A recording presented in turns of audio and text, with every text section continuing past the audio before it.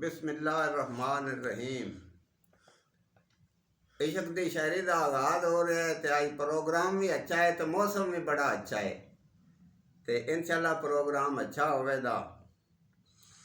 इश्क दे राह विच जाना होवे, इश्क दे राह विच जाना होवे, सोहणे सरकार दी मदद दी मुड़ लोड़ हुंदी है। बेशक लजपालां दे खजाने सदा भरे हुंदे ने, लजपालां दे खजाने सदा भरे हुंदे ने। अकरम कादरी कोई ना सखियां दे कोल मुड़ थोड़ हुंदी है। बेशक आशिकां नूं इश्क दे राह विच जाना पौंदा है, आशिकां नूं इश्क दे राह विच जाना पौंदा है। सोहणे सरकार दे कदमां विच सिर नूं झुकाना पौंदा है। वाह जी वाह। गीत सोहणे यार दा मुड़ कदी कदी गाना पौंदा है।